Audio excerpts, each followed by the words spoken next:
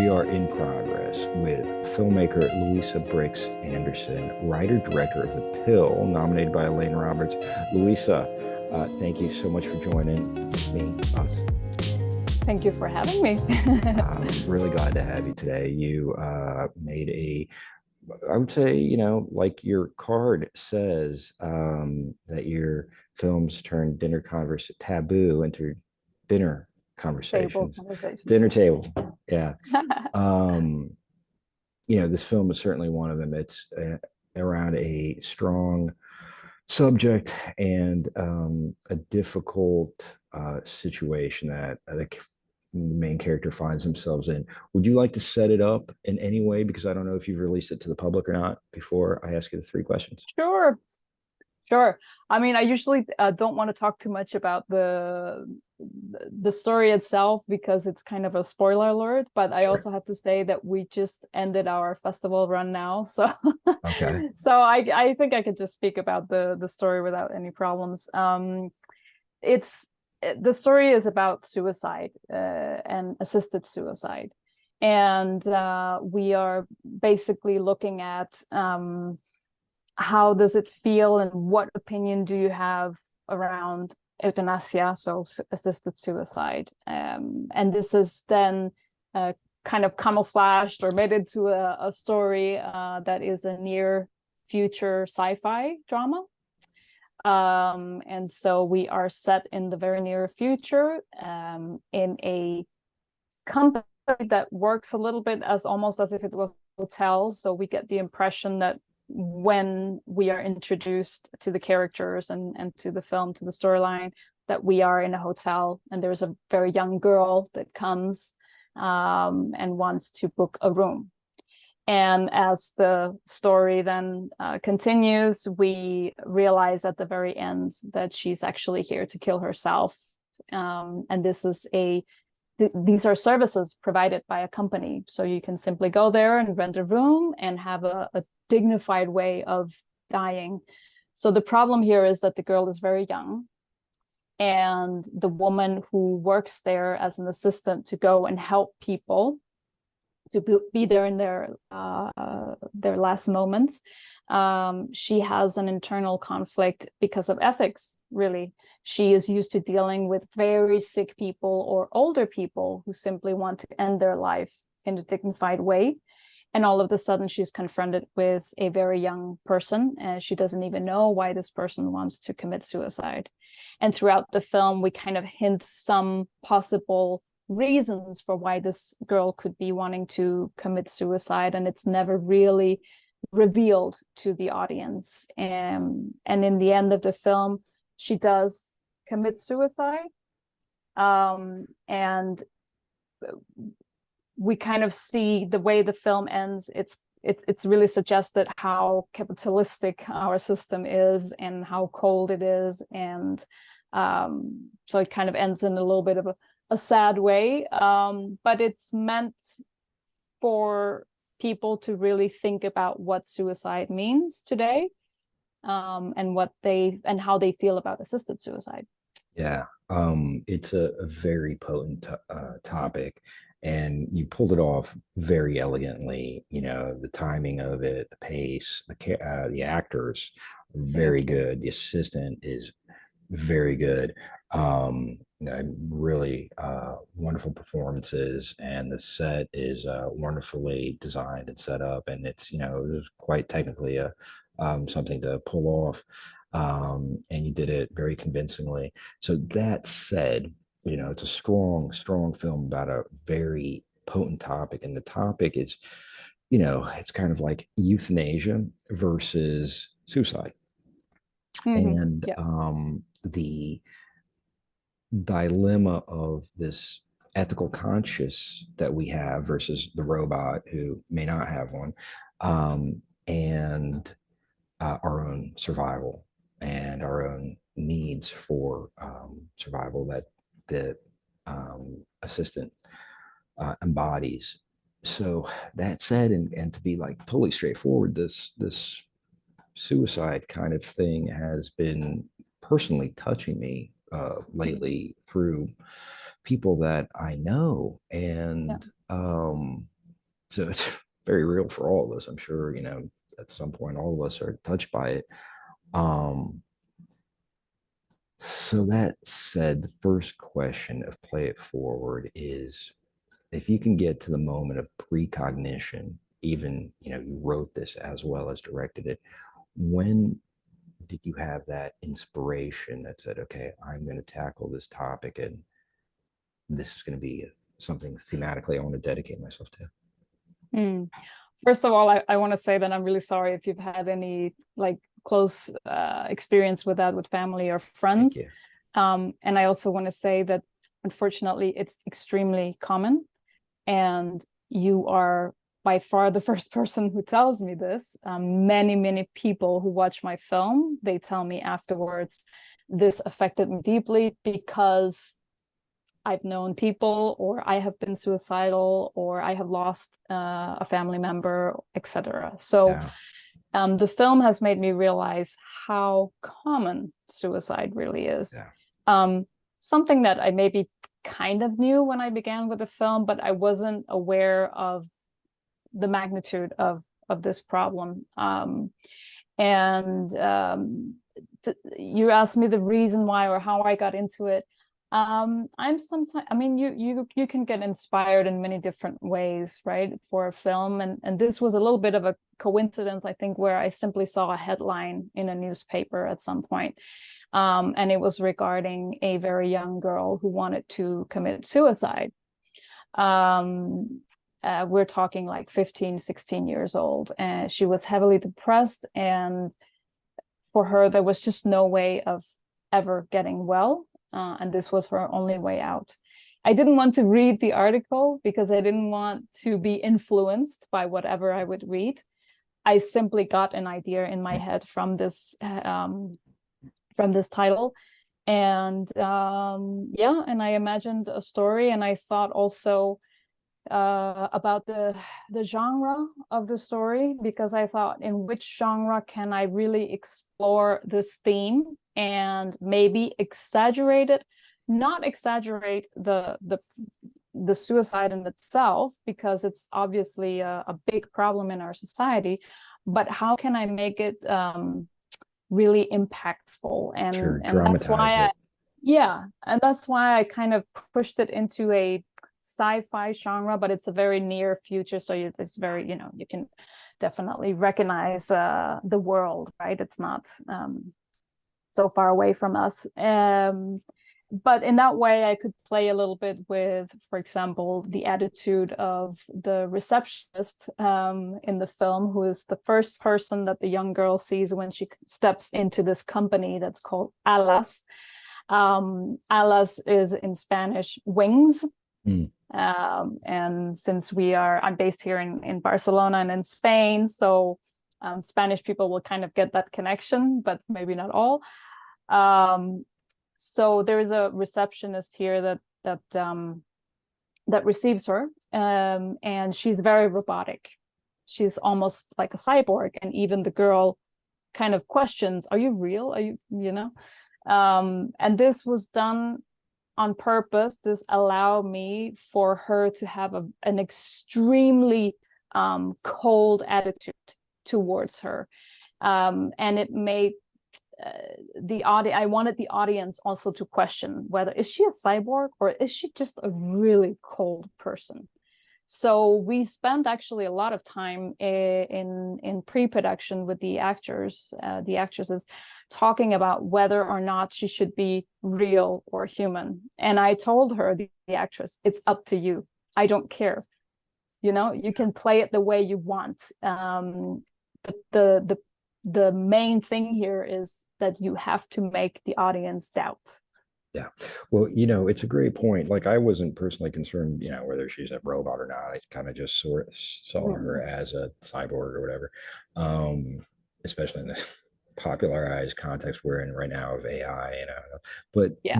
what you just said really kind of punctuated that her performance was great, in that sense that she provided kind of a very under-recognized supporting role as a foil Mm-hmm. for the woman who's the assistant. She really counterbalanced that. So Yeah. that served, from a writing, technical, dramatic, really nicely, to affect the ultimate end and the emotional end, result from the audience, emotional buy-in. So she did really great.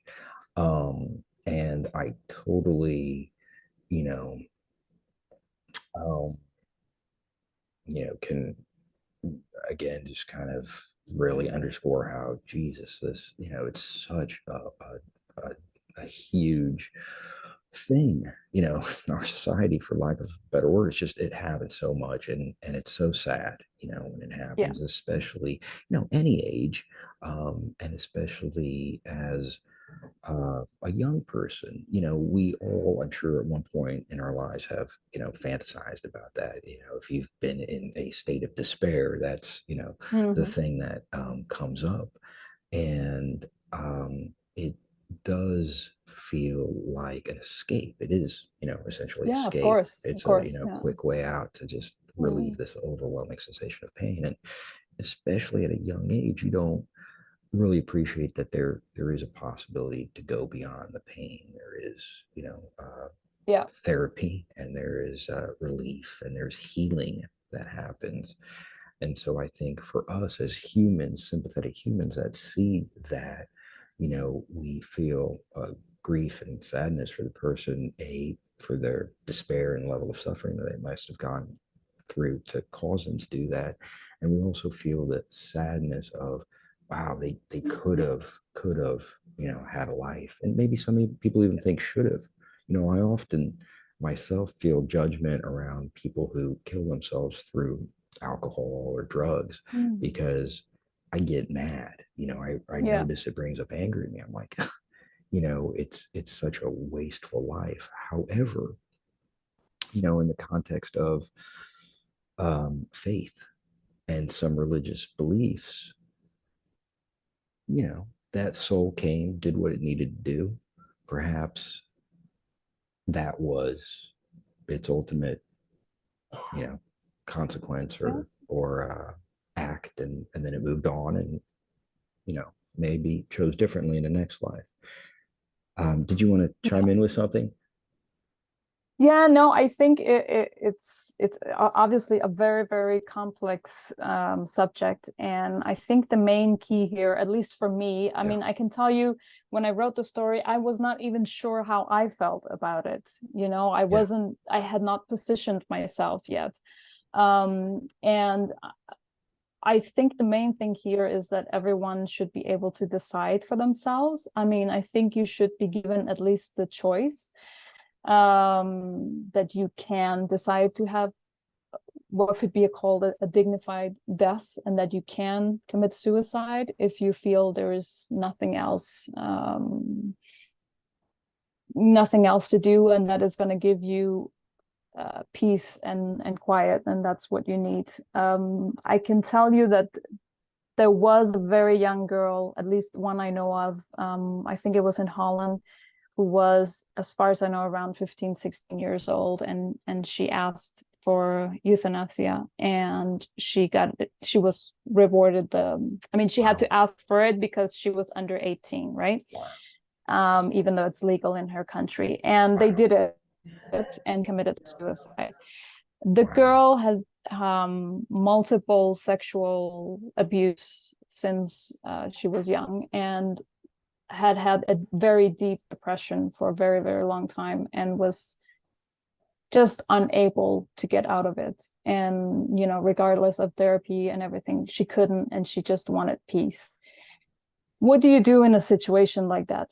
I honestly don't have the answer. I actually don't. I think it's very, very complex and very difficult, and I think it has to be evaluated on a case to case yeah, yeah, basis, because you can't just generalize a thing like that. This might have been just the only thing that could save this poor girl. yeah, On the other hand, you don't know. Can you right, imagine that you denied her to commit suicide, and that with the years and growing older, and as an adult, she could have gotten the right treatment somehow, through many years of therapy, and she could have gotten to a point where she could start enjoying her life. trauma is very difficult to get over, and some trauma you never get over. You have to learn how to live with it. So who knows? Yeah. That's why it's so complex. It's incredibly complex. I mean, I think, personally speaking, just, for the sake of conversation, I would, I'd say, okay, look, you want to do this, try like 6 months of therapy, Yeah. first, like intensive, inpatient, a year, knock that off your list. And if it still doesn't work, okay. But that said, I think maybe more importantly, as our human consciousness and filmmaking and culture making is concerned, it's to have the open mind, that maybe we just can't be so entrenched in our own moral judgments. Mm. And we have to allow for some level of thinking about this, in a sophisticated, unbiased, emotionally attached way. And that, I think, is, really for me, the poignancy of your film. And that leads us to the second question is, what do you feel the message of the film is for you as a viewer now? The message for me has always been, let's talk about what we don't like to talk about. So whether you for or against, whether you have experience or not with suicide in one or the other way, I think as a society, we owe each other to start talking about suicide, especially amongst young people, but also older, of course. This is a film that I wrote actually right before the pandemic started. And of course, suicide, the numbers got even worse after the pandemic.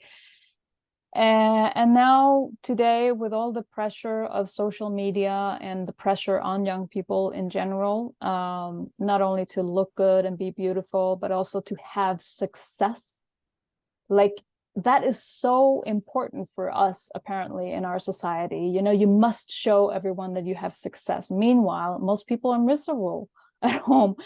And we don't, as a society, allow for people to talk about mental health, to say that they're feeling bad, to talk about failure, or to talk about suicide. And I actually make a great point out of telling people when I fail, which I do all the time. And I have tons of projects that are being canceled or just didn't go through. And, I post a lot of great stuff on social media. I just won a prize, you see back there. Yeah. What is that?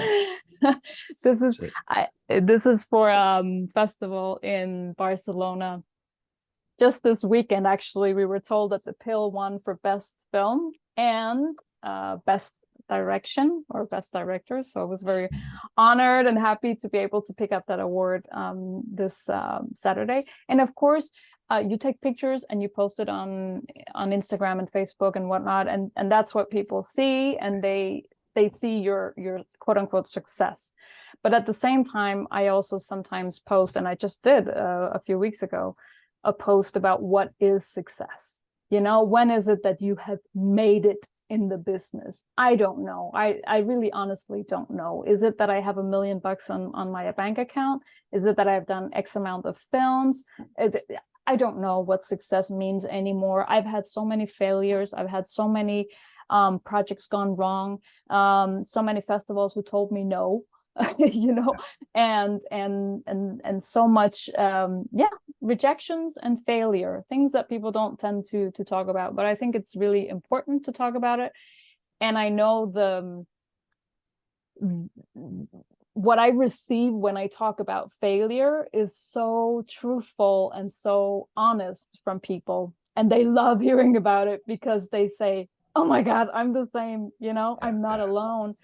And let's face it, we all have these failures, all of us, especially in the film industry. It's a big struggle for everyone. Sometimes a person can be lucky, but most of the times people are not lucky in the film industry. People work hard, and they work hard on networking. And yeah, you can say, oh, I got in this place or I got this film because I knew somebody. And yeah, but how did you know that person? was many hours of hard work to do networking, to be in the right places, to go to a festival, to go to a meeting, to go to networking events and things like that. It's just constant work. And so I think in our society, it is so centered around success, money, looking good, and your outer image, that we forget about talking about failure, our mental health, suicide, all these things that turn into taboos that we don't really want to talk about. Then it becomes embarrassing. And there is a feeling that is very, very strong, I think, in human beings. One thing is hate and love and all that. Those are strong feelings, but embarrassment and humiliation, wow, that can lead to very, very strong actions and other strong feelings. Yeah. As well as And great breakthroughs. yeah. So I think, Yeah. that's the key No, for us it's to be able huge. to talk about. I love that you do that. I love that you do that. I love that you question success. I mean, I certainly have in my life, and the path that I've chosen. Others are questioning that all the time. That I have, are in my immediate family, and certainly wasn't supported by any means. And I think as you were speaking, that something that came to me is this saying that truth waits for eyes unclouded by longing. Truth Yeah. waits for eyes unclouded by longing. So, when you can be with success and be with failure in the same capacity, there's freedom there. There's a real Yeah. freedom, personal liberation there. Uh, Yeah. so, I think the greatest I success is, when you are unmoved by either.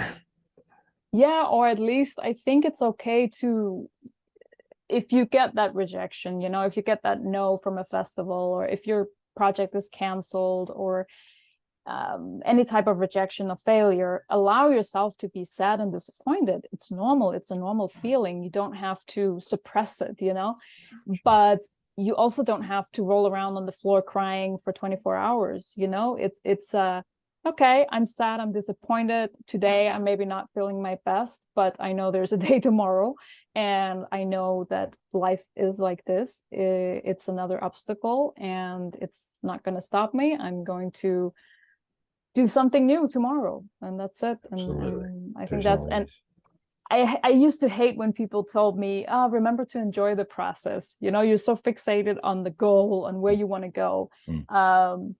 And a lot of people said to me, remember to enjoy the process. And I was like, what process? It's just a struggle. How can I enjoy that? But it's not entirely true, because there are, of course, great moments, that come to you.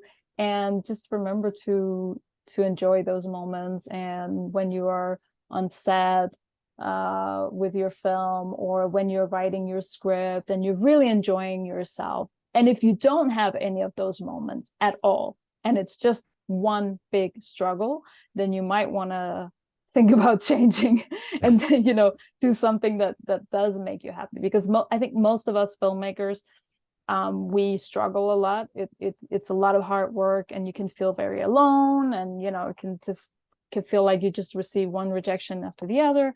But we're also very passionate people, and we really love what we do. So once we get to do it, we love it, and we enjoy it so much, and we take it all in, and it's so, like, it fills us up with joy.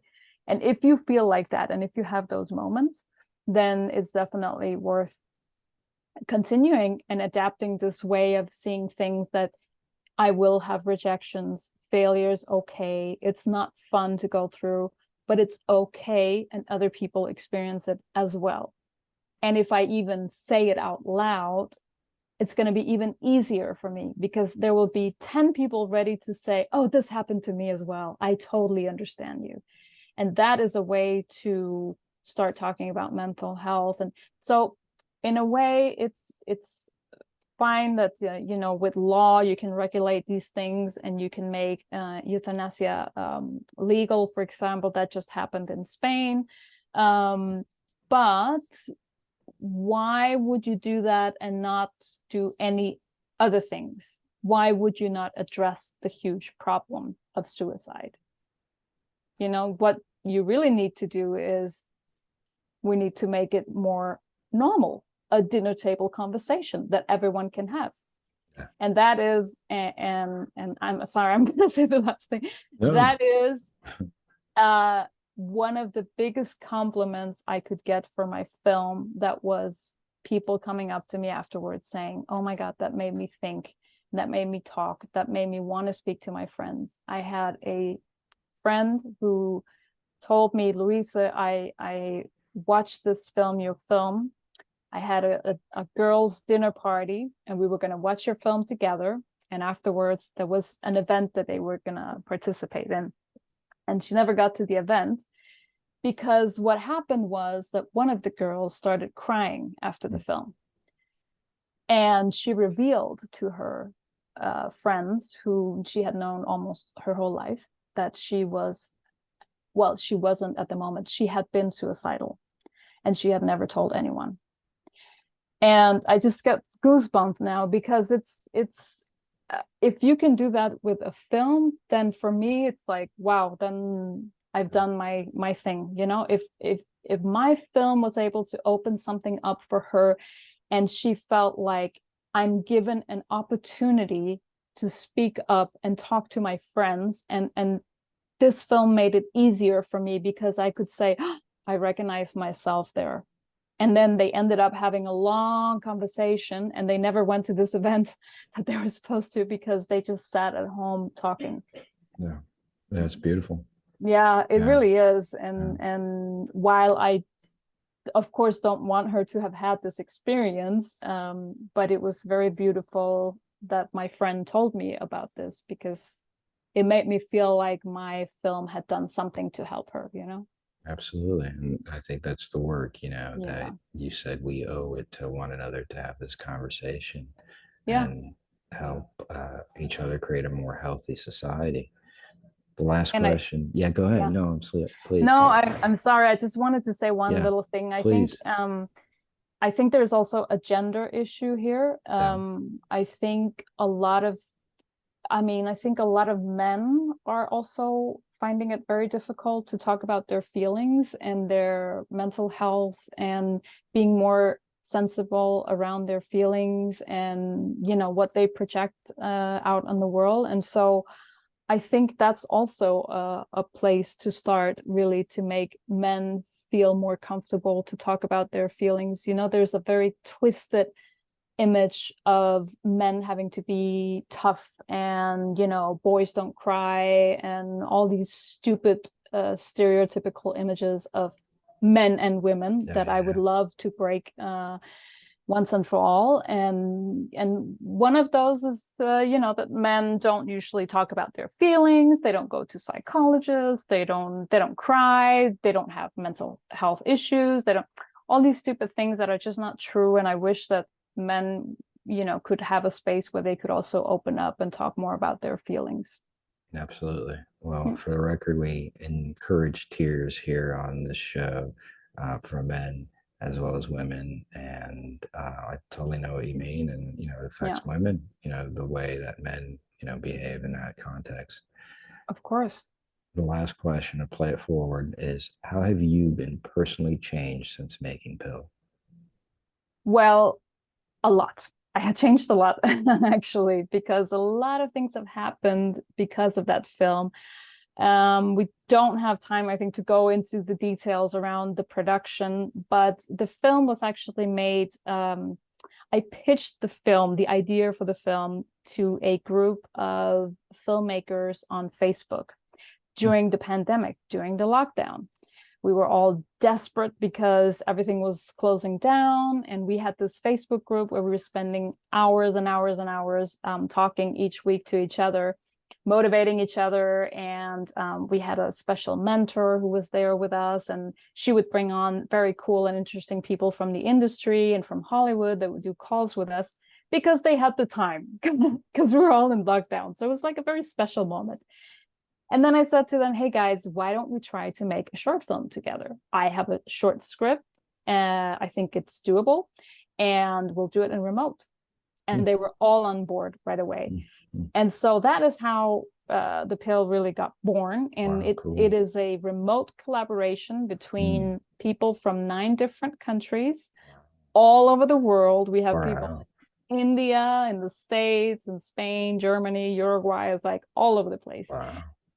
And it was super interesting and very challenging to do this project. And I wrote a book after the project about remote collaboration. It's I called saw Remote that on your Filmmaking. website. Yeah. Yeah. Yeah, we'll Uh, definitely plug you that. can purchase it on Amazon, anywhere on Amazon. And it talks about the project, but also about remote collaboration in general, and also just about like indie filmmaking in general, how you can put together a project, the importance of networking, and just like kind of how to use these resources that we now have available in remote collaborations, and how people are much more open to, having Zoom meetings. You don't have to look for talent in the same place where you are. You can now look for people all over the world, basically. And so the book talks about that, and I'm also trying to kind of inspire people to do the same and just go out there and get your projects done. And so that project really opened doors for me, because Elaine, who was on your show as well, and who Yep. nominated me, Yep. she introduced me so she's based in Miami, and she introduced me to a producer who lives in Barcelona, where I'm also based. And he did the line producing of the pill.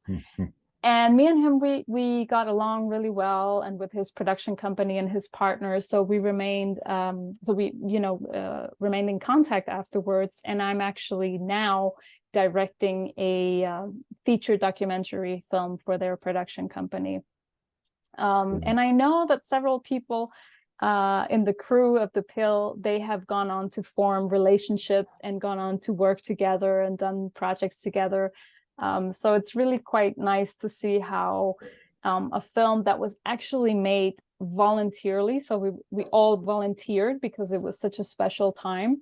And so so it was really a volunteer-based project.